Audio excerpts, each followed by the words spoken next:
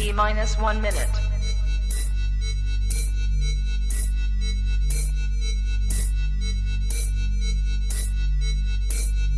T minus 50 seconds.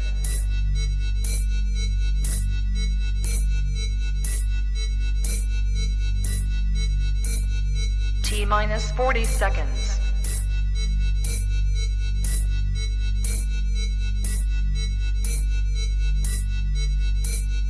T minus 30 seconds.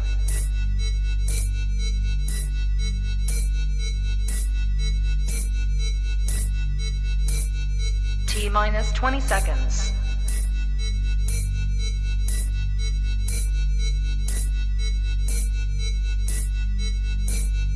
Ten, 9, 8, 7, 6, 5, 4, 3, 2, 1, 0.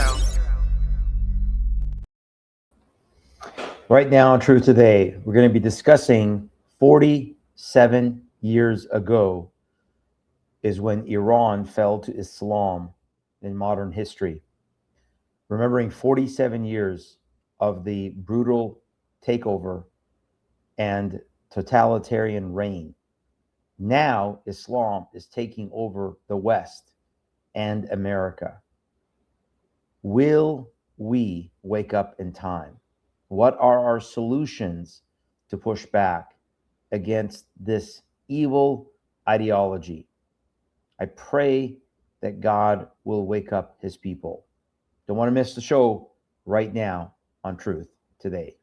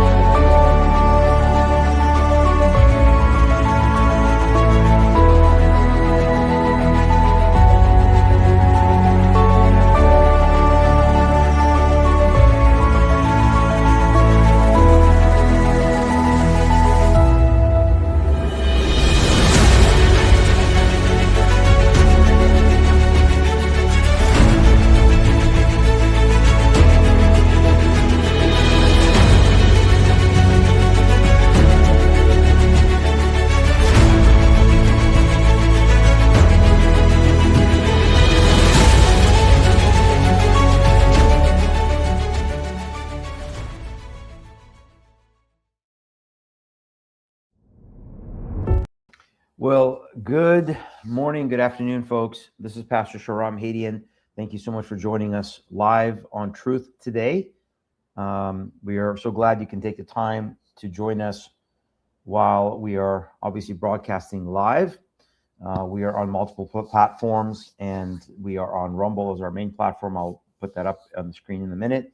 I'm also monitoring our comments on Rumble, and if you have questions, please ask your questions on the chat, and I'll do my best to follow those. We are live streaming to Rumble, YouTube, and Facebook.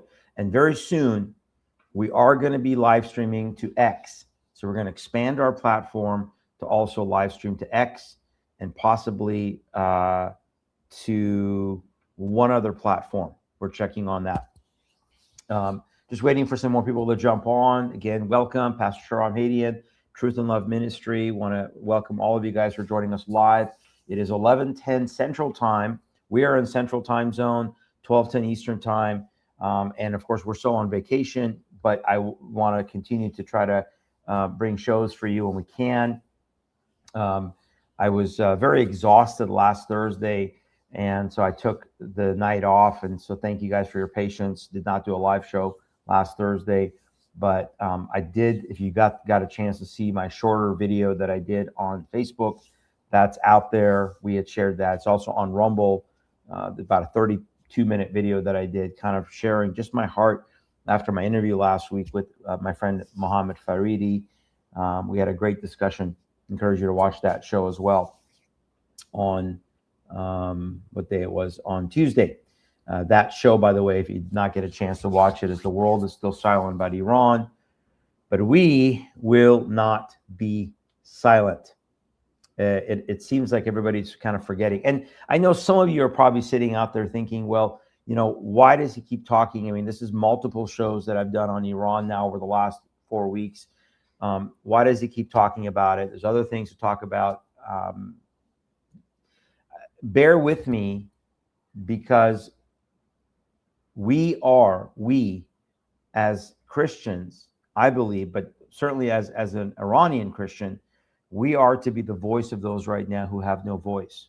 So that's why I'm talking about it. That's why I am focused on it, because we're going to continue to be a voice.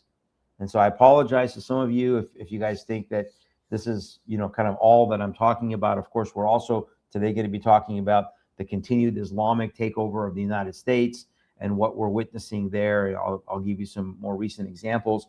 And of course, we're fighting the battle here in America. But I will not be silent, and I will not stop being a voice for the Iranian people, as the world, in the most part, is turning a blind eye to what has happened in Iran, what continues to happen in Iran, which is a massacre, which is total suppression, total blackout.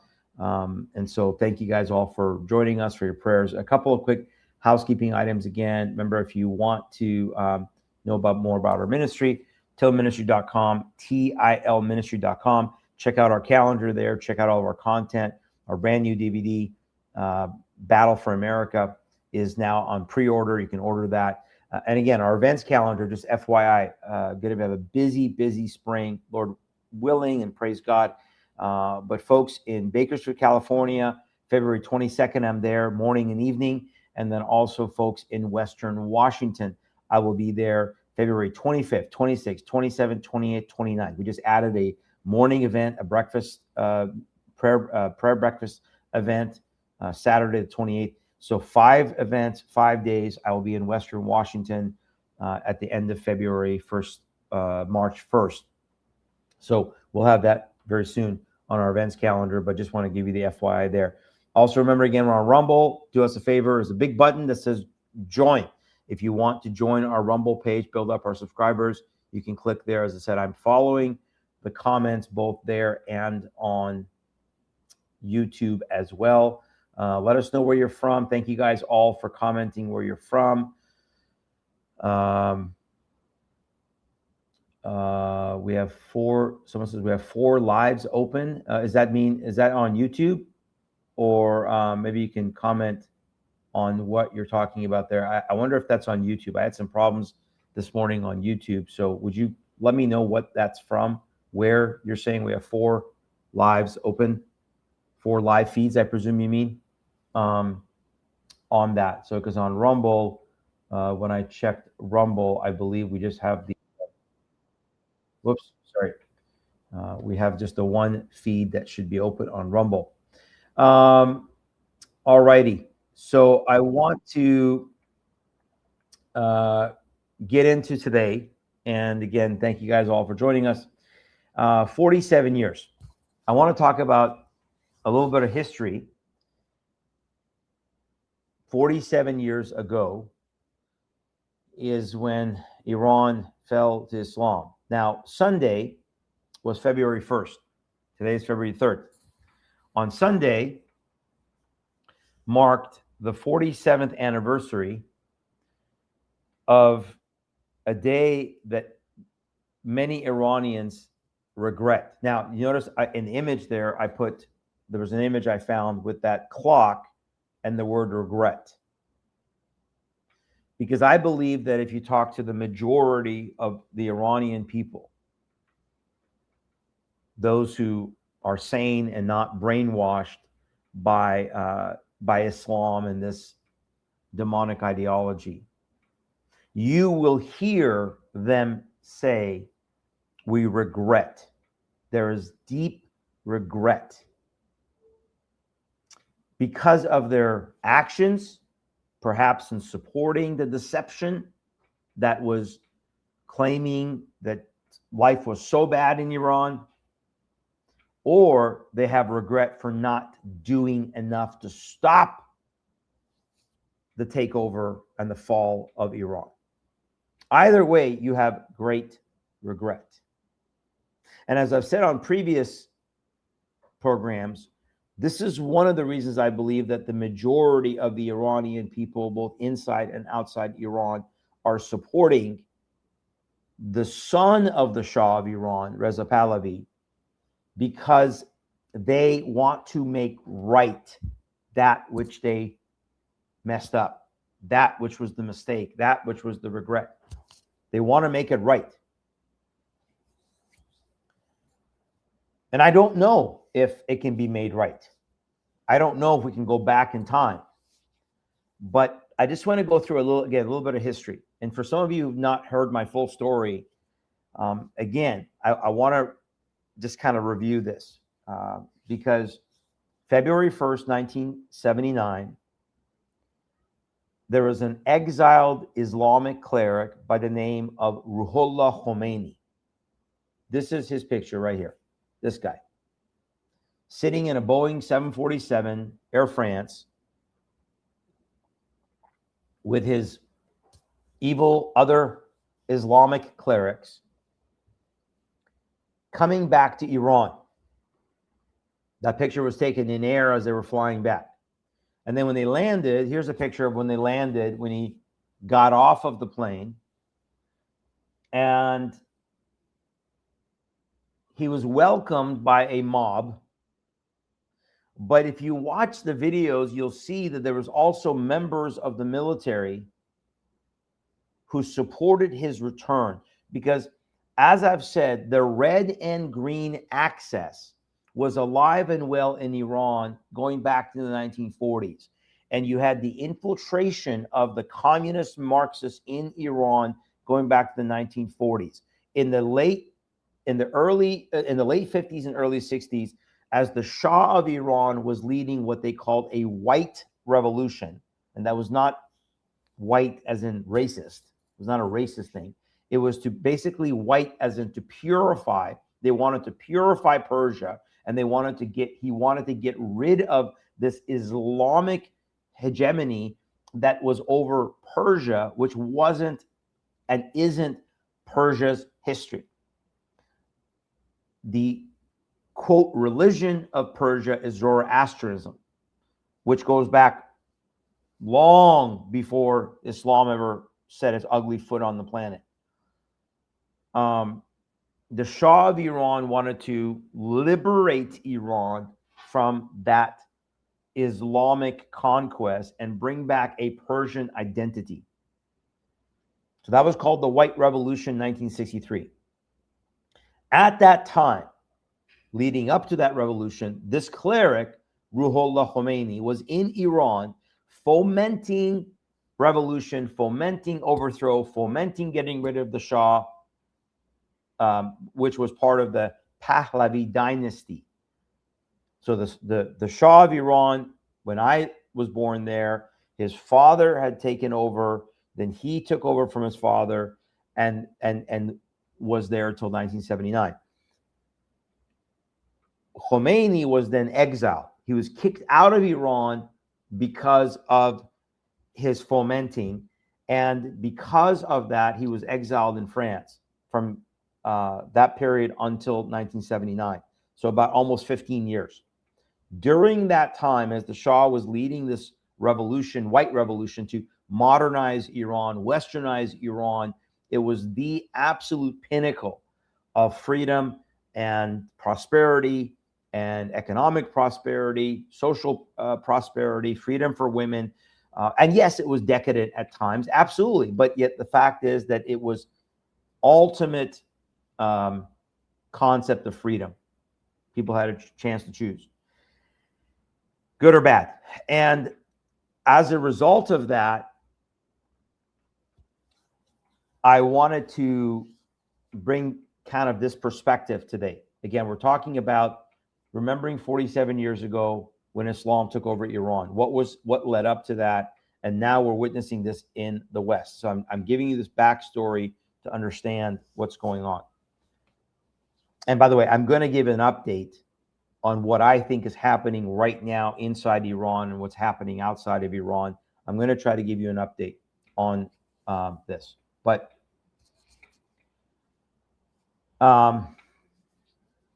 so when my dad, who was in the military under the Shah of Iran, when Jimmy Carter was elected, and I've said this before, Jimmy Carter betrayed Iran. The deep state that had somehow helped the Shah to remain in power now turned,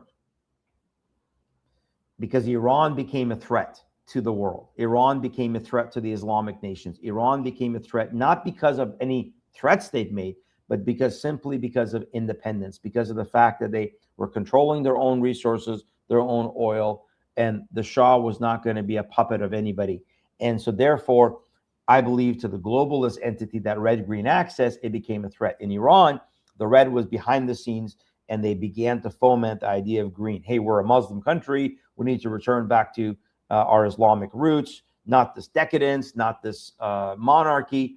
And therefore, Khomeini was calling for that. And I'm going to play just a quick video here in a minute of the return of Khomeini, because again, Sunday was February 1st. Sunday was the day 47 years ago, or February 1st was the day 47 years ago that Khomeini landed. Now, the Shah of Iran was already out of the country getting medical attention for cancer. So he did not flee. He was already out of the country. Part of the military, again, my dad was in the army. Part of the army had already began to turn on the Shah. Not my dad, but part of the army had, because of this Marxist communist infiltration, because of the betrayal from the West, betrayal from America, and they started turning. When Khomeini lands, the army, some of them support him, and some of them were still clashing. So it was not until February 11th. So in 8 days, we'll mark the 47th anniversary of the day when the government of the Shah collapses because of this internal strife. All the paid protesters, all the agitators. This should sound familiar to what's going on in America. The fomenting of civil war, the fomenting of these paid agitators, the fomenting of outside forces, trying to create this havoc and division and chaos. All of that happened in Iran. All of that is familiar to me with what I'm witnessing now, and have been witnessing for the last number of years in America, including in Minneapolis. So when my dad saw those things happening and he lost his position as a liaison officer between the United States Army and the Iranian Army because of Jimmy Carter, then he decided, I'm going to take early retirement. I'm out. And we were planning on, by the way, this is my new cup. If you guys are in the Pensacola area, we're on the Gulf area, Gulf of America now. I encourage you to visit the Naval Museum. We went with our family to the Naval Museum. It was incredible. I love the Naval Museum, so I got my Blue Angels cup, finally. I'm a huge fan of the Blue Angels, and got to watch them fly back in October, and marked that off my bucket list. And so if you guys ever get a chance to come down to the Naval Aviation Museum, it was a phenomenal experience. My kids loved it. It was unbelievable. So encourage that. But anyway, so cheers for my Blue Angels mug. Praise God. Now, when my dad took early retirement, he was going to get us out of Iran. We were planning on leaving, but later than we did. With urgency, he came home one day in the fall of 1978 and said, we need to leave. We need to go. And we literally, I mean, my dad had done a very good job of becoming a businessman after he got out of the army. He had owned property. He owned a hotel. He owned businesses. He was doing well financially. And we left everything behind. Literally packed up suitcases with whatever money we had, and then tried to liquidate things. But that was December of 1978. So from December of 1978 to when the Shah left in January of 1979 to February 1st of 1979 when Khomeini returns to February 11th. February 11th, the government collapses. And now there's a blackout. That's why I said earlier, last few episodes, the blackout that happened January 8th and 9th this time around was a blackout that brought bad memories for me, because I remember the blackout that happened after 1979 when the foreign media was kicked out, and then they began to kill people, execute people indiscriminately, secretly, in the darkness, no light, no exposure, nobody to watch it. And they estimate 30, 40,000 back then were killed. Now these numbers that we're hearing now are higher than that. So I covered that when I had Mohammed on my show on last Tuesday, a week ago. So let me go play this video just real quick. Again, I'm just doing a little history for you guys so we understand what we're dealing with. Here's a video of Khomeini returning. I'm going to go back here. Returning back to Iran. And this was a day, I believe, that many, many, many Iranians regret. Watch this. He said that even if he were, he expected either to be assassinated or to lead his country. But at 10 minutes to 10, see the army there? Khomeini was being helped down the steps of his chartered Air France jet to set foot on Iranian ground for the first time in 15 years. His first moments were uncomfortable ones. He became increasingly nervous. Khomeini's name was the rallying cry that brought down the Shah, and now to his followers waiting outside the airport, he's the implacable opponent of Dr. Bakhtiar's government. The people were in a frenzy to catch just a glimpse of the man they revere like a god.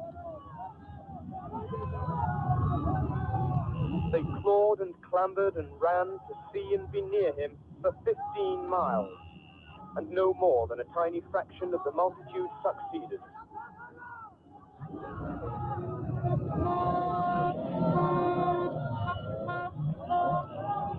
Thousand marshals had volunteered to help keep the crowds back. Their job was impossible. Immense swell of support for Khomeini makes his fully understand his plans for an Islamic Republic. Most see it in simple terms, as a permanent end to the Shah and a return to some ancient idea of justice. Ancient idea of justice. By the way, this is the Associated Press, right? Cheering more than an idea. They were welcoming an old man they believe is capable of anything. Derek Taylor, News at 1, Tehran. So, yeah, I mean, talk about biased reporting there with some version of justice. But the fact is that when he came back, as I said, they abolished the government. At that time, Bakhtiar, as they mentioned, was temporarily in power when the Shah left, and now that was overthrown, and within a matter of days, Khomeini takes power, and the power becomes brutal, and they began within months to establish a new constitution under Sharia, under Islamic rule. So again, that's when Iran becomes the Islamic Republic of Iran. And I want to be very clear on this, because some of you out there who are, again, wondering about why should America care about what's going on in Iran? Why should America even think about it? Because, you know, we should just be America first. Who cares about other countries? And you know, we've been really bad at nation building, which I agree with some of that we have been terrible at nation building. But we have to remember that from that moment in 1979, it led to a fundamentalist movement. Turkey was predominantly secular back in 1979. Egypt was predominantly secular in 1979. The Saudis and the Arab Emirate nations, there wasn't much there. I mean, it was desert. They didn't have the level of control and oil that they do now. There was no OPEC, or it was just beginning. OPEC was just the beginning parts of it. They didn't have the power, the influence. Qatar was desert. Arab Emirates was mostly desert. The Saudi Arabia was mostly desert. Syria was under the Assad family, but they were fairly secular. Iraq was under Saddam Hussein, fairly secular. All of these Muslim countries today were in a secular phase. When Iran went to fundamentalism and now becomes an Islamic republic, that shifted the entire Middle East, North Africa, and the spread of Islam. This was a poignant moment. The betrayal of Jimmy Carter, the betrayal of the United States back then, was a poignant moment in the advancement of Islam. I need you guys to understand this. We need you guys to understand. We need people out there who are commenting who have no clue what they're talking about to understand that this isn't just about some other country. This was a fundamental moment in the shift of Islam back towards fundamentalism. It wasn't a start, because Islam has been fundamental from its onset after Muhammad moves to Medina. From 622 on, Islam is Islam. But this was in modern history the moment where all of a sudden now the entire region shifts into fundamentalism, strict interpretation of Islam. Whether you have the Shia Islam in Iran or you have the Sunni version, it's still Islam on its face. And now Turkey begins to move towards fundamentalism. Egypt moves towards fundamentalism. Jordan moves towards fundamentalism. Iraq, of course, falls and moves towards fundamentalism. You look at Syria, you look at now Pakistan, and now look at the Arab Emirate nations, look at Saudis, look at Kuwait. Places that were barren or mostly desert now have now all this wealth, because the West now become beholden to the oil and to OPEC, and Islam is given a new lifeline for these last days. And now what are we witnessing? We have witnessed the resurgence and the rebirth of the Islamic Caliphate throughout the Middle East and throughout Africa, and now into Western Europe, and now into the West. So that was a pivotal moment. And the reason it matters now is that from that, this regime in Iran is now the head of the snake that controls Hamas, that controls Hezbollah, that controls the Houthis, that has also supported ISIS, the Islamic State of Iraq and Syria, that is supported and worked with Russia and China to fund global jihad, to fund the global hatred of Jews and Christians. So what we're dealing with 47 years later is not just trite history, but it is now what is funneling and fueling the Islamic movement throughout the world. So a free Iran, the reason it is such a threat, the reason that many Western nations, including, I believe, foreign policy of the United States and all these Arab Muslim countries cannot tolerate a free Iran. Because again, as I've said, a free Iran would be an Islamic free Iran. It would once again shift the entire region towards rejection of Islamic supremacy, Islamic governance under Sharia. Because Iran did it, it has failed, it is an abject failure, it has done nothing but oppress its people, kill its people, starve its people, rob its people of their heritage, history, resources, lives, blood, generationally. And we don't understand that Iran is different than all the other areas that the United States has meddled or the globalists have meddled. And the Iranian people are in a place where they are more allied with the people of Israel. They're more allied with the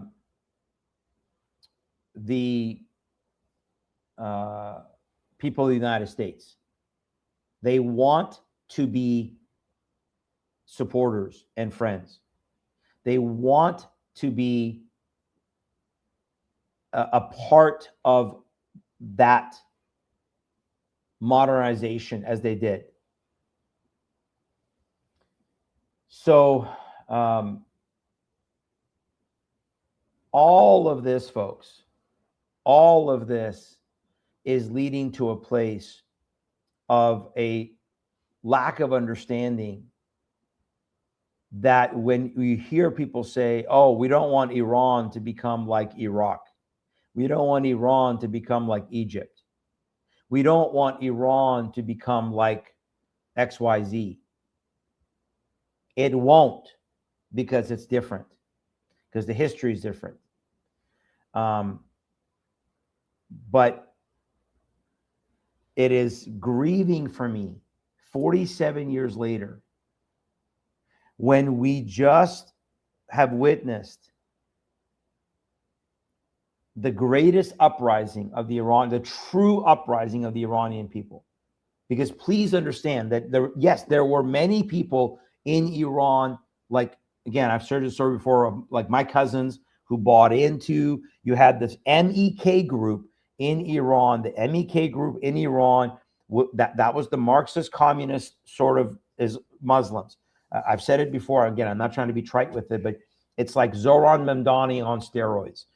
It would be like Zoran Mamdani running Iran. That's why we do not support MEK taking over Iran today if it were to collapse under this regime. Reza Pahlavi is the one that they are calling for. And I'm going to have an update for you here in a minute of, we're trying to bring on an individual that is connected to this movement to liberate Iran. So I'll update that you before we leave today. But please understand that this is a pivotal moment in that MEK back then, they were working, the Marxists were working with Islam, the red green. And again, when Khomeini took over and Islam took over and subjugated the Iranian people who had no clue, many of them, what they were chanting for. They had no clue, like many of our leftists today in America, who have no clue when they stand side by side with the Muslims. This is an article, by the way, from Rare Foundation. Look at this article. Texas alert. Marxist Islamic Coalition mobilizes at Dallas City Hall January 29th. ICE out now and plus jail killer cops. So you see the Marxists and the Muslims, the red-green axis, once again working together. Well, with their interfaith allies, within the church, within the Catholic Church, within the Protestant Evangelical Church, all of those ones who are like pro-open borders, let's bring everybody in. Any enforcement of immigration is bad. ICE is murderous. And again, not to say that they're not making mistakes, but these are the same coalitions. When you go to that article and you look at that article, here's some of the groups that are working together. You have National Alliance Against Racist and Political Repression in Dallas. You have Palestinian Youth Movement. You have Shias for Justice. That's Shia Muslims for Justice. Indivisible, Dallas. Team Brown Voices Fund. Vecino Unidos. Anti-War Committee. Democrat Socialists of America. Party for Socialism and Liberation. Communist Party USA. Revolutionary Front. Freedom Road Socialist Organization. These are the groups that are working together with the Muslims. They're all working together to now destabilize, to foment. The same things that we saw in Iran back before 1979 are happening here in the United States, have been happening for years. And though there were lots of Iranians that went along with it because they bought the lie from Khomeini, we're going to get free housing and free healthcare and free transportation and free education. Even though many of those things had been modernized under the Shah, the quality of living, the income of the Iranian people, the modernization, all the things that were happening back before 1979, all of that is thrown in the garbage. So all I have to ask this question is, look at 47 years later, and you tell me if you can honestly look at it. Is Iran better today? Was Iran better today because they picked a guy named Khomeini, who, by the way, came in and claimed under Shia Islam that he was the Mahdi, that he was the Messiah, the Islamic Messiah? Well, that didn't work out because he died in 1989. And since 1989, now Ali Khamenei, the guy that is the supreme leader of Iran, has been the supreme leader since 1989, oppressing, killing its own people for, again, this totality of 47 years. And I'm telling you, the absolute mood, the absolute sentiment of the majority of the Iranian people, because the other thing people don't talk about, 50% of the population inside Iran is under the age of 30. 50% of the population inside Iran, you talk about a baby boom, the baby boom in Iran is probably the greatest in the world. Almost 50% of the population, in fact, many, over 40% are under the age of 25. So when you have almost half the population that are under the age of 30 are young people, that's why all the ones that they're killing, let me just play this video for you here real quick. All the ones that they're killing.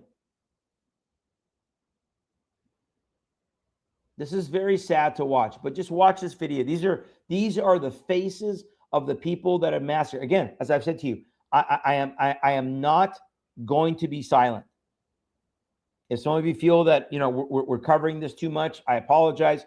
But right now is a critical time, not just for Iran, but for the entirety of the world and the entirety of the pushback against Islam. You see, guys, if we defeat Islam in Iran, we have a better chance of defeating in the West, because who was funding the majority of the college protests, pro-Hamas, Palestinian, so-called Palestinian? Who was funding it? It was Qatar, but it was also Iran. Who supported Hamas when they attacked October 7th in Israel? It was Iran, and the Qataris then supported and shielded Hamas members in Qatar. So you have this allegiance between the Sunni side, which is particularly now Turkey and Qatar, and also to some extent the Saudis, and then you have the Shia side being Iran. We're not just talking about liberating people in Iran over there, somewhere over there in the Middle East. We're talking about this would be a massive blow to the Islamic movement globally. Iran works with the Muslim Brotherhood. Iran works, again, with all of those proxies that we've mentioned. They fund and support all those proxies, specifically, again, with the Houthis in Yemen, with Hezbollah in Lebanon and Syria, with Hamas, obviously, and the Islamic State, and Islamic Jihad, and so many of the entities that they have here. They were the predominant country that was working with Venezuela to infiltrate America. So we're talking about, this is global, folks. This is global what is at stake, not just about the people that have died in Iran. So let me just play this clip for you so we can get an idea. 47 years later, look at what the Iranian population, look at these faces. This is the faces of those who have given their lives Watch this. طول باران به خون کشیده شد خیابان ولی کلام آخرین شد که جان من فدای ایران تو ماندی و زمان نو شد خیال عاشقان نو شد هزار دل شکست آخر 1001 بهانه نو شد ایران فدای عشق و خنده تو دل پر و تپنده تو فدای حسرت و امیدم رهای رمنده تو رهای رمنده تو ایران اگر دل تو را شکستن تو را به بند کینه بستن چه عاشقان بی نشانی که پای درد تو نشستن که پای درد تو نشستن. I wanted you to see that so that we don't forget that we're talking about a generation of young people. The massacre that they've committed, mostly on January, I've said this many times, right? Again, the videos that have come in, we still don't have a full reckoning of what's going on in Iran because so much of the internet and landlines and satellites are still blocked out. I said last week, why were they not? Jules, many of these Iranians wore regular clothing. The young people in Iran rejected Islam. The women were not wearing hijab. If they were wearing hijab, they would wear it halfway down, as you saw in some of those pictures. They were telling this regime, you can go to hell, literally. You can go to hell. We will not submit. We will not succumb. That's why when Mahsa Amini was killed back in 2022, the women were taking off their hijabs. We had the massive protests. Several thousand were killed then. But this has been the worst massacre since the beginning of this Islamic dictatorship. And this is why so many young people have died. Because when you have 50% of the population that are under the age of 30, they're the majority who went onto the streets. They're the majority who are supporting this. Meanwhile, in America, we keep trying to codify Islam. We keep trying to normalize it. We keep trying to stroke it and hug it and love it and kiss it and say how wonderful it is. And to me, the most disgusting manifestation of that is what we see within the ecumenical movement, what we fight so much in our ministry. It's so disgusting what we see happening with many evangelicals and the Vatican and the Catholics and all these people who are out there saying, oh, we worship the same God. We have common ground. Islam is peaceful, tolerant. Mark Burns, that black pastor who was part of the MAGA movement, who is out there saying Islam is peaceable.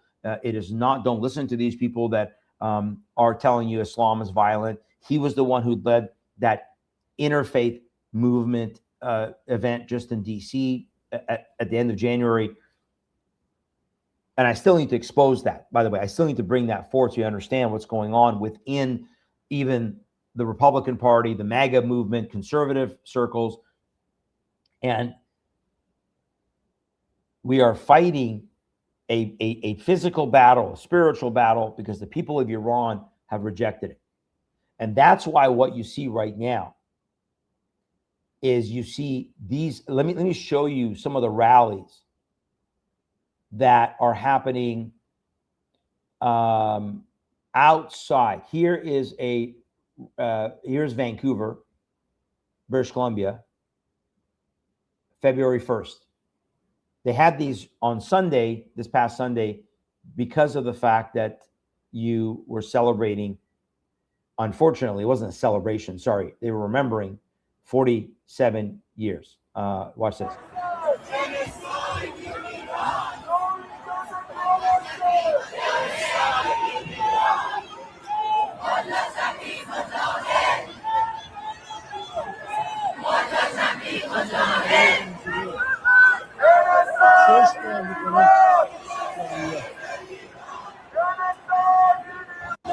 So they're talking about willing to fight. They're talking about willing to fight for the cause, willing to be a voice for the cause of what they see happening in Iran.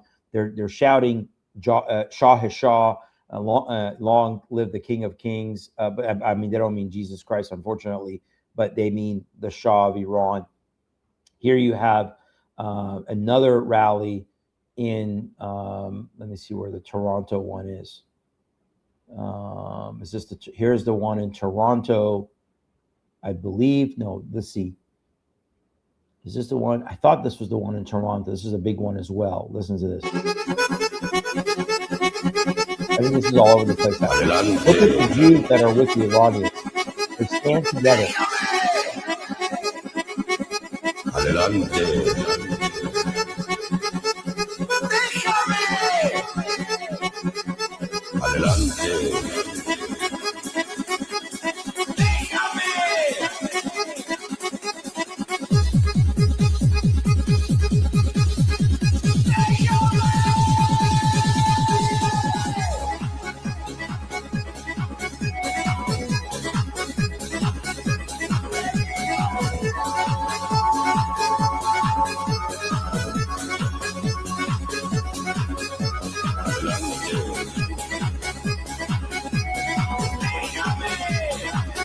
All right, you get the idea there. But again, that's one of the things that surprises a lot of people is why do we see in these in these rallies that we see for the Iranian people throughout Western Europe, throughout America, again, massive rallies in Toronto, massive rallies in Los Angeles, here in the States, San Francisco, London, massive rallies. But in these rallies, you see Israeli flags.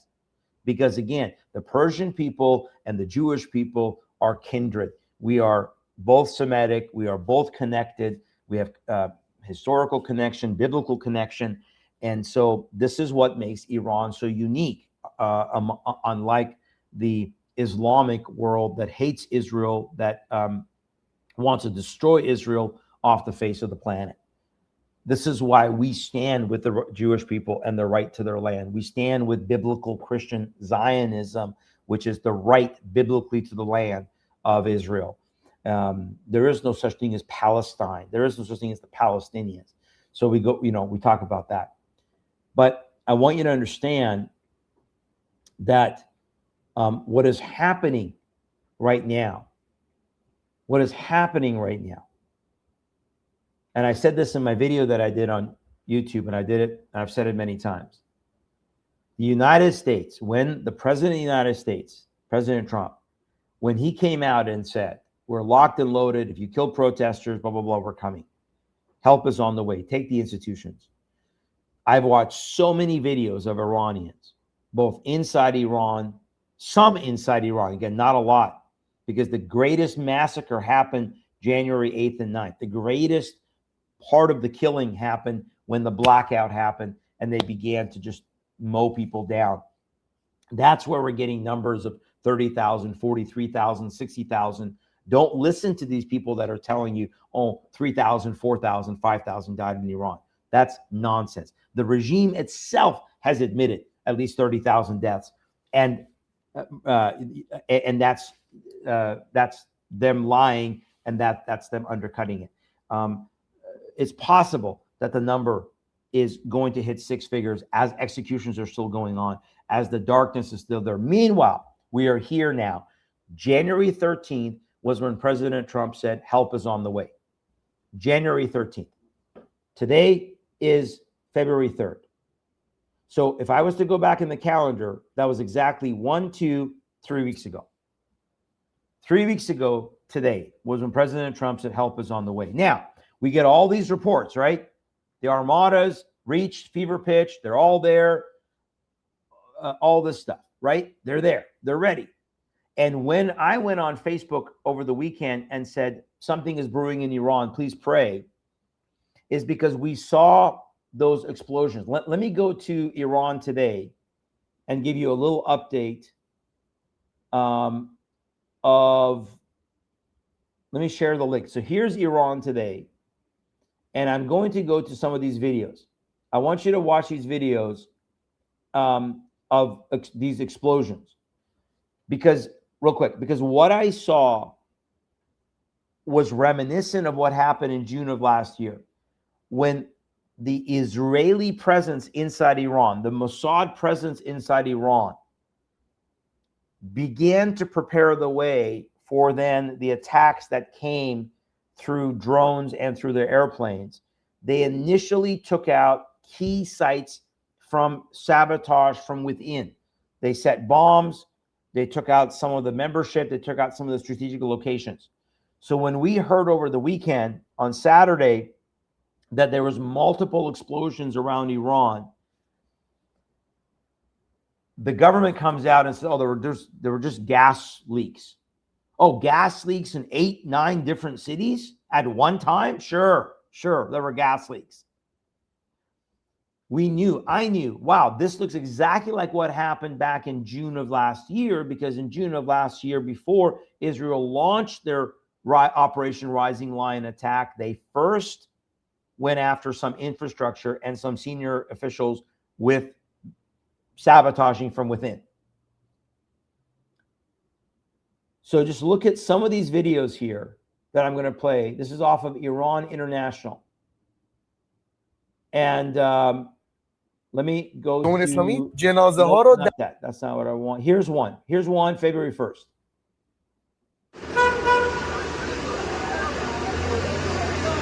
Bandar Abbas is in the southern part of Iran. Okay? So that was one. That was February 1st. Let's go to another one. Let me go back and whoops. Here we go. Let me go back down. This is news. Look at this. This is news. U.S. downs Iran drone after Tehran attempts to seize U.S. flagged tanker. This is breaking news right now off of Iran International. But let me go to these videos. Here is what just happened this morning. Hard fire breaks out in Western Tehran. Very quick. This video came out.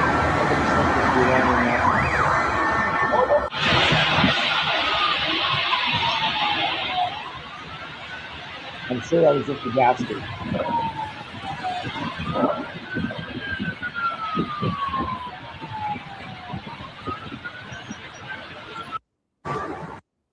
So what that tells me is that we are witnessing potentially some activity inside of Iran that could be labeled as subversive activity from outside sources, particularly Mossad. My gut is telling me that these coordinated attacks are sort of softening blows. Now, question, does this mean that the U.S. is about to launch? What frustrates me is this type of rhetoric. Iran, U.S. set for Istanbul talks as region scrambles to stave off war. Because Witkoff, this fool, and I know those of you who support the president, okay, Steve Witkoff, in my opinion, was the worst decision for a Middle East envoy.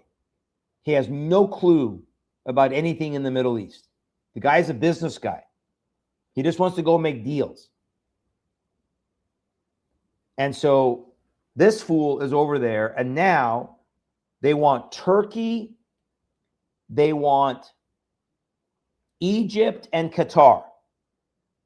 Turkey and Egypt and Qatar that fund the Muslim Brotherhood, that are fundamental supremacist Islamic ideology nations. You're going to have them negotiate with Iran to make a deal. And I said this when the president said this last week. There is no deal to be made. Now, I know some of you will say, Trump, 3D chess, 4D chess. Every time I post something, it's 3D chess, 4D chess, or 5D chess. They have information you don't. Of course they have information I don't.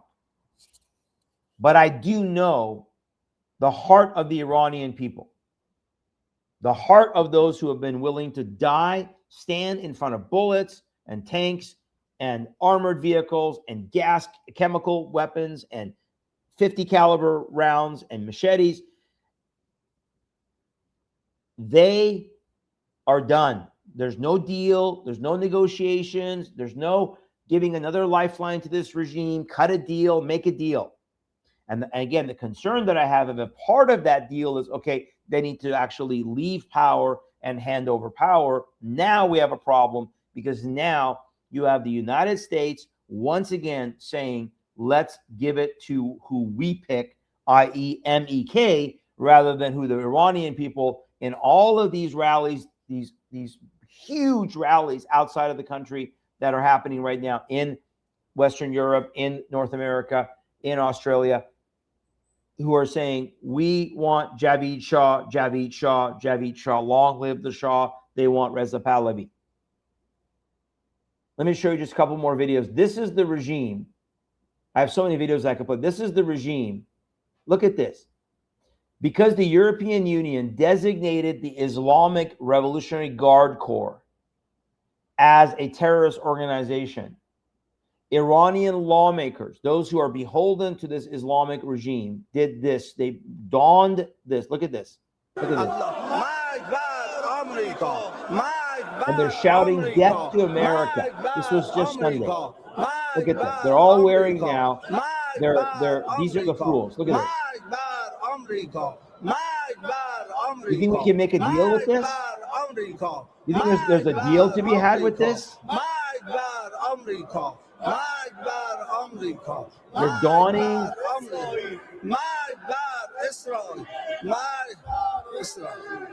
Now they're saying death to Israel. Death to America, death to Israel.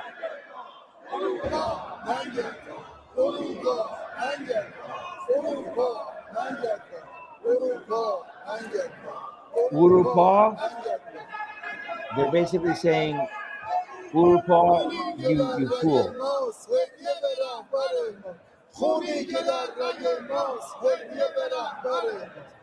You get the idea. What deal? What deal are we talking about here? Sorry, that was small. I should have made that bigger there for you guys to see. What deal when they're shouting in their supposed parliament, wearing the clothes of the Islamic Revolutionary Guard Corps that has murdered tens of thousands of people, of their own people, people around the world, when they're funding the Islamic Revolutionary Guard Corps, who trains the likes of Hezbollah and Hamas, supports the aspect of jihad throughout the world. What deal are we talking about, Mr. Witkoff, President Trump? Is it? Oh, people say, oh, well, you know what they're doing is they're trying to show the world, look, we tried to make a deal before we hit them. So yes, I would love to believe that this flotilla that is right now over there, I would love to believe that these explosions that happened are setting the stage for the final blow. But when you have the United States bringing in Turkey and Qatar, when Turkey is taking over Syria, when Turkey wants Iran as well, when Turkey wants to attack Israel, when you have Qatar that is funneling billions of dollars to our universities here in America and to our media, like Mr. Tucker Carlson and others, to influence their propaganda. When you have the Witkoff family, when you have the Trump family, the Jared Kushner family, when you have these people beholden to the Qataris financially, how can we expect or even pray that they're going to make a right decision when 3 weeks ago the President of the United States said help is on the way? And thousands of Iranians have died and continue to die each day in secret executions. They're still under martial law. there's still a predominant blackout. Meanwhile, here in the United States, by the way, this is an incredible story that came out of Iran. Because look at this. Doctors in Iran, nurses in Iran have come together and they created a new network, a grassroots network called Red Lion and Sun. They're going back to, this is the sign of Persia, and they're emerging after the crackdowns, because what they're doing is they're going basically house to house and they're offering people help, medical care. Because remember what happened when they came to the hospital? The regime would show up in the hospital and shoot them in the head or poison them in the hospital. Doctors are missing. Doctors are right now on death row and execution, being about to be executed for helping the Iranian people. So the message, listen to what they're saying for America, in case you don't believe that this is coming to America. Here is, where is the one here? Here's Yasser Qadi. Here's Yasser Qadi talking about the percentage of what they're going to be doing in America. They're the percentages and how the percentages are growing. Let me play this for you. Let me go to full screen here. And just listen to a little bit of this. Amongst the lowest percentages in the entire world. Which is not true what he says, by the way. He says there's only 1% Muslim population in America. That's nonsense. I went to Australia 3 times. The first time I went was right after 9/11. And, you know, it was mashallah, nice, you know, to visit and whatnot. It was like 2-3% Muslim.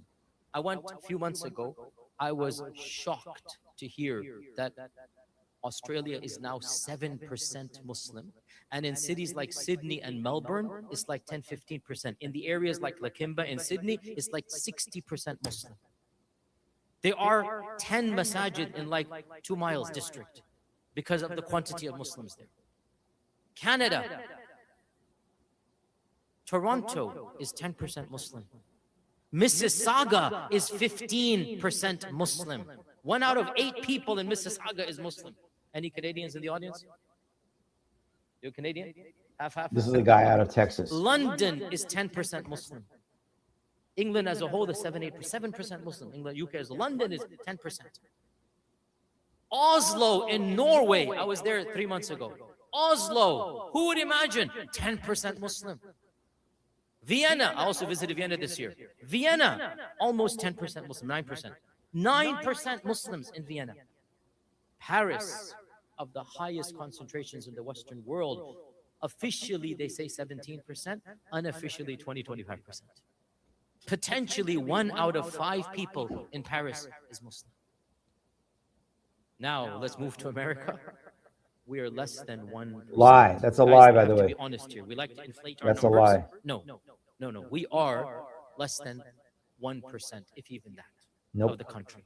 That's a lie. So that is a weakness. Now, of course, there's long-term positives. People are converting. Alhamdulillah, we do have, I call it our secret weapon. What is our secret weapon? Yep, there you go. Halal weapon. Very halal, mashallah.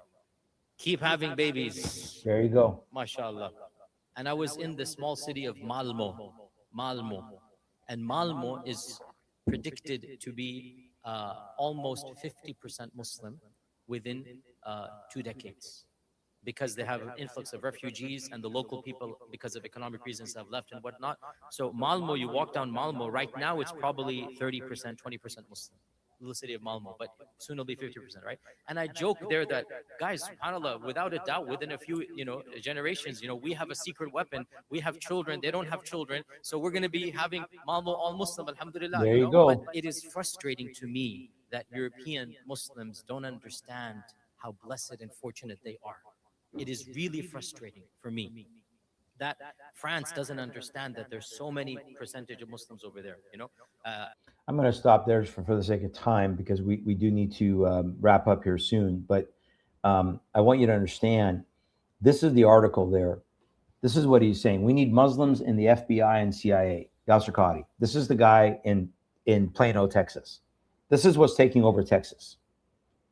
This is how they're bragging about how they're going to take over America. And I can show you so many examples. Meanwhile, as I said, Iran matters. What happens in Iran matters. A free Iran matters to our ability to fight Islam here in the West.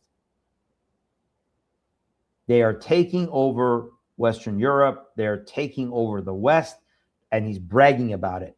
And they're taking over America. And don't listen to this number of. I saw another interview with a Muslim where he said there's at least 7.5 million Muslims in America. Well, that's obviously closer to the 3% number that I believe is more accurate.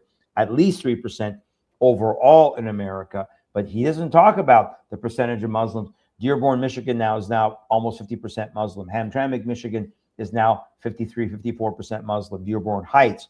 You have obviously parts of Minneapolis now. You have St. Cloud, Bloomington,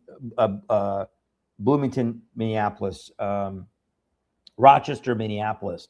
You have areas that the percentage, but then have you been to Plano, Texas? Have you been to East Plano? Have you been to Richardson? Have you been to Irving? Have you been to Houston and Sugar Land? I have. And I'm telling you, their percentage is 20, 30% in those areas, not 1%, as Yasser Qadhi is lying to you. So they're taking over America. They're taking over the West. And the message of the Iranian people would be, we have regret for what we did 47 years ago. I'm trying to wrap this up. We have regret for what we did 47 years ago. Islam took over Iran and we didn't fight it. We succumbed to it. We fell for it. We were deceived by it. And we gave in to a coup. The message to America is the Iranian people have rejected Islam royally, totally, completely. And now their message to America is wake up. Wake up. So please continue to pray. And you heard Yasser Qadhi say their secret weapon. I want to end it with this. What's our solution? Well, first of all, we're dictated by Bible prophecy. We're dictated by the Lord's will.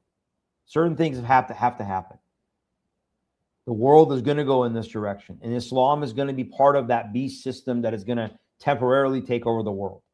So I wish I could sit here and say, we are going to destroy Islam. No, Jesus Christ, when he returns, the King of Kings, when he returns, is going to destroy Islam.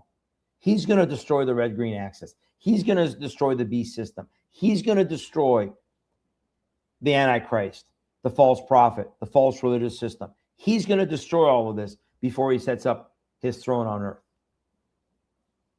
Number two, we're dictated by our foolishness.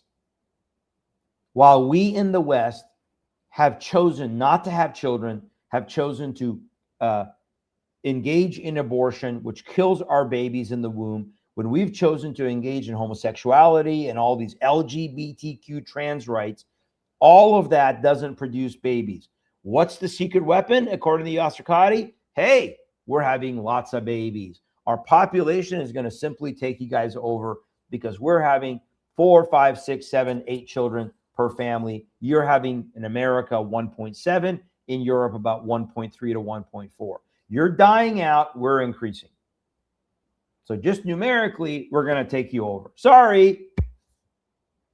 They call it jihad walada, jihad of the womb. Hey, women, Muslim women, what can you do for the cause? Have lots of babies. Meanwhile, we have forsaken the command of the Lord to be fruitful and multiply. I joke about this all the time, but it's why we have 6 children. And we lost 2 in pregnancy. We would have had 8. Lord's will be done. Because we believe that God said, be fruitful and multiply, to build up his people. So number one, we better get back to a place of having lots of children. We better get back to the place of rejecting and refuting and rebuking this lie of just have 1 or 2 kids and think about yourself and think about how hard it is to be a parent. We better get back to the place of trusting God as Christians, I'm talking about now, and decide, let's allow God to dictate the size of our family. And number 2, we better get back to the gospel. What's the solution? The only solution for Muslims is not to reform Islam, is not to engage in interfaith and ecumenicalism and all the nonsense that we see again from the Protestants and the evangelicals and the Vatican and the Catholics. We must get back to the place of preaching the gospel of Jesus Christ boldly, courageously, and unapologetically, because that's the only thing that's going to change the hearts of these Muslims. If we do not convert them to Christ, as what's, praise God, happening in Iran in mass, then they will simply exercise their agenda. And America will fall to Islam because it is the judgment of God. When we reject the one true God, God allows our enemies within, and it is the judgment of God. And I said in my video last week, President Trump, if your yes is not yes, you said as a world leader, as a leader of our nation, when you said help is on the way, when you said go and take the institutions, go into the streets, and people went and they died because of it, then, sir, the judgment of God will be upon our nation. It will visit our nation for a leader that is lying, a leader that doesn't hold his word. And I don't care what your reasons are. I don't care, because, listen, I know what the reasons are. It is the influence of the Arab Emirate Muslim nations. It is because the Qataris said you can't use our bases or our airspace. It is because the Saudis said you can't use our bases or our airspace. It is because those countries are saying you can't use our bases or our airspace to attack Iran. And now they're wanting to, quote, negotiate. Don't tell me that there's not that influence upon our government. Don't tell me that there's not that influence of all this rich Arab Muslim money upon our government. Don't tell me that his only reason for not attacking 3 weeks later is because of the fact that they want to make sure it's successful. So I hope that I'm wrong, and I hope that they do hit, and I hope that those explosions in Iran were the signs of some internal work that had to be done to finish the job, to topple this regime, not just for the sake of a free Iran, but for the sake of the entire world and for the sake of our ability in the West to push back against the Islamic movement, because you cut Iran and that head of the snake off and you get a chance. Now, there's still Russia, there's still China, there's still these other nations, there's still Bible prophecy, and another time I'll get back into that. But only the Lord's will prevail here. I don't know what God's will is. I think we can pray for freedom. We can pray for liberation. We can pray that that the Spirit of the Lord would be with the Iranian people, especially the millions of believers that are there. But ultimately, Lord, your will be done on this earth as it is in heaven. Fulfill your word, fulfill your prophecies, fulfill your purposes. And I think that I wanted you to understand that history. I wanted you to understand that, again, there is so much regret in the hearts of so many Iranians. And they conveyed that regret to their children. That's why the majority of the people who went into the streets who were murdered were young people, because they've conveyed that message to their children. We made a mistake. We would do anything to fix it. And that's the message to America. Don't make that mistake. For 20 plus years, I've been traveling around this nation to try to warn America, don't make the same mistake. Choose to stand, choose to speak out against this evil, choose to stand for freedom, true freedom. And the truest freedom is the freedom of Christ. The truest freedom is the freedom to worship God, worship Christ truly. So I am still deeply frustrated with our government. I'm deeply frustrated with the Trump administration. Yes, there are some good things they're doing. And yes, am I happier that they're in instead of Kamala? Sure. Doesn't mean we cannot critique and call out. And especially, I said this on my video last week, I believe that if President Trump, since he said he was going to do something, and again, he didn't have to do something, but since he said he's going to do something, I believe that now that bears judgment. And if he does not, this will go down, in my opinion, as equal, maybe worse, betrayal to Iran and to the world as Jimmy Carter and to some extent, Barack Hussein Obama. And there will be a massive loss of support for Republicans and a massive loss of support for the Trump agenda from the Iranian community that voted in large numbers for Trump, for MAGA. That's going to be gone. I'm telling you right now. And this is not an ultimatum or a threat. I'm just saying that's the reality of the situation, because when your yes is not a yes, you didn't have to say yes, but when you say yes, when you say go, when you say go stand, and people die because of it, now what are you doing? Now you are betraying, because I don't care what the reasons are. I don't care what the reasons are. There are so many different things that our government could be doing right now to help the Iranian people before they even shoot one missile or one bomb at Iran. So please pray. And by the way, one of the things that I want to do, let me show you this real quick. I'm trying to bring on a gentleman because people ask me, well, who would take over Iran? What would happen? Well, I want to introduce you to a website that's called Iranian Phoenix Project, or Iranian Project Phoenix. Here's the website. I want to encourage you guys to go check that. I'm trying to bring on a gentleman by the name of Dr. Arya Kangalu. My friend Andy Cyrus connected me with him.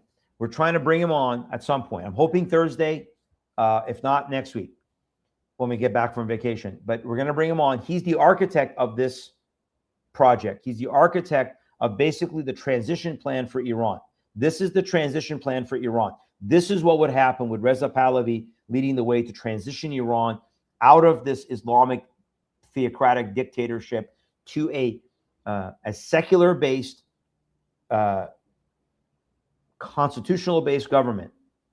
And if you go to this website, they have a layout of all of the things that they're planning for transition. So these people that say, oh, there's no opposition, the Trump administration or Rubio is saying, we don't know what's going to happen, who's going to take over. No, you're wrong. We absolutely know who can take over, who has a plan to take over, who has a plan to go in there and set up a transitional government and then actually allow the people to actually have a free election for the first time in 47 years. That is Reza Pahlavi. That is the Crown Prince. And I'm not saying he stays in power forever. I'm saying he leads the transition. He leads a transitional government that can then set the people of Iran free. And then it's up to them to choose. And obviously, I pray that that choice into secularism would not stop the movement of the Holy Spirit in Iran to under oppression. So many have come to Christ under oppression. And sometimes when we have too much freedom, we forget about the one true God. So I pray that doesn't happen.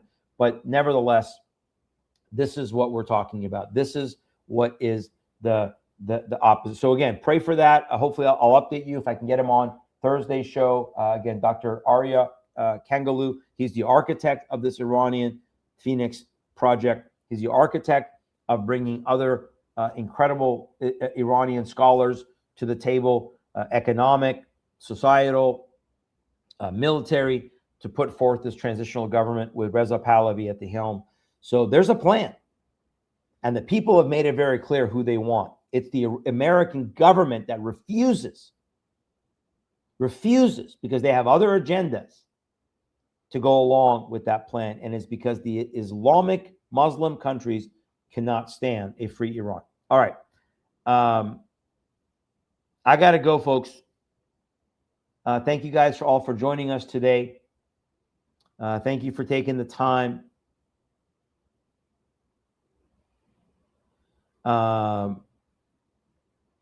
Again, Georgina, I think, yes, I listened to that. I answered that question earlier in the program. So if you get a chance to go back and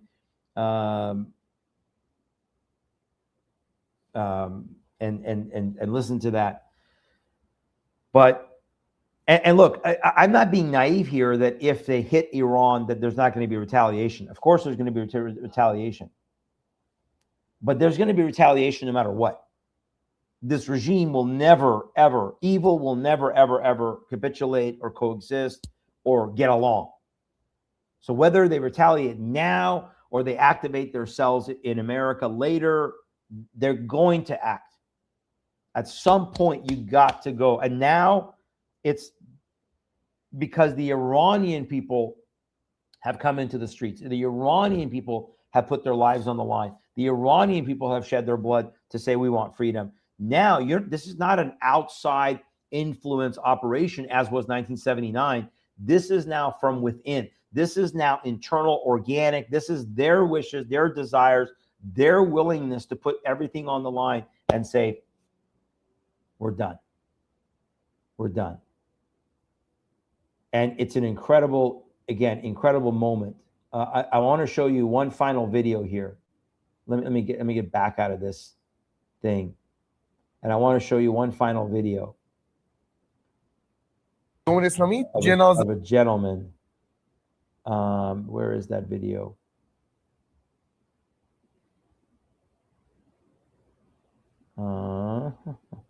Right here. This was the slain Iranian protesters' last words. One must give one's life for freedom. Listen to this. این فیلمو میگیرم دارم میرم بیرون، نه برای خودم، برای پسرامون، برای آیندگان، بدونن شاید هیچ کاری نکردیم براشون، شاید زودتر از اینا به قدم برمی‌داشتیم، Maybe we should have taken steps. ولی برای آزادی و جان دار. دیر و زود داره، سوخت و سوز نداره. بابا، مادر، خیلی دوستتون دارم. نمیدونم چه اتفاقی میفته، نمیدونم چی میشه. داداش، آبجی، خیلی دوستتون دارم. خیلی. جاوید شاه. Javeed Shah. And he was killed because he said maybe we should have acted sooner. Again, don't let that regret, folks, of Iran be the regret of America. Maybe we should have acted sooner to stop Islam here in America. Maybe we should have been bolder. Maybe we should have been fiercer. Maybe we should have been stronger. Maybe we should have prayed more to stop Islam in America. So for us in our ministry, we will not be silent. We will not stop. We will not back down. We will not be quiet. Because true freedom, the freedom to worship God, the freedom at speech, the freedom at expression, the freedom to redress our grievances, all those things that are enshrined in our First Amendment here in the United States of America, those are worth. And the most important freedom is to worship our God freely. Those are worth laying down our lives for. That's true martyrdom, by the way, in Christ.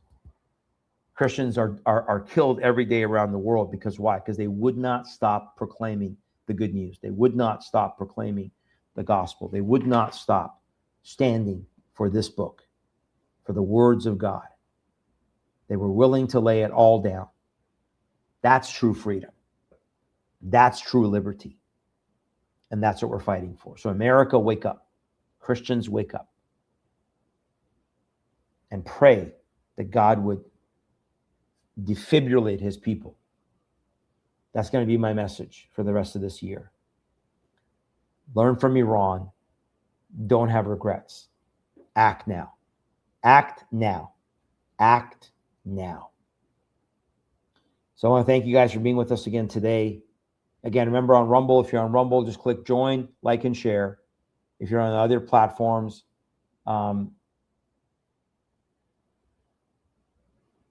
I pray that you will join us as well, comment. And Dick, that's a great point. To stop Islam in America, we must stop their collaborators. I agree. We must stop the red-green access. We must expose it. And that means exposing it politically and spiritually. This is why, again, we work to expose all of the interfaith, multi-faith deception. Expose churches and pastors and evangelicals and ministers that are doing kumbaya. I just got an email from somebody in Coeur d'Alene, Idaho, saying they're doing another Chrislam event where some Anglican church is bringing in the Muslims, and they're going to talk about how much they have in common and how much they all worship the same God. Expose them. Call them out. We got to expose what's going on. The collaborators, I agree, including the Catholic Church and the Vatican. Now, I'm not saying all Catholics, but the same problem we have in Protestantism and evangelicalism is we're seeing there. And we got to expose the collaborators. We got to expose both the red and the green. And fight it with all the power the Lord gives you for truth. So God bless you guys again. Also, if you want to support this ministry, allow us to travel, allow us to warn, allow us to expose, allow us to speak, allow us to do these programs. Please go and to our ministry website and make a one-time donation, or you can mail in a check. So God bless you guys again. Lord willing, we'll be back with you Thursday night live here, and we'll see if we can get Dr. Kangaloo on with us. But have a blessed rest of your day. Be true to your faith. Be true to the Lord. Please do not compromise, and please continue to pray for the Iranian people. And if there is going to be a strike, may it happen in the perfect timing, and may it happen with the force and impact that it needs to have in order to do the job of toppling this snake and allowing freedom to rise up. So God bless you guys. We'll see you again next time. Pastor Shahram Hadian, have a blessed rest of your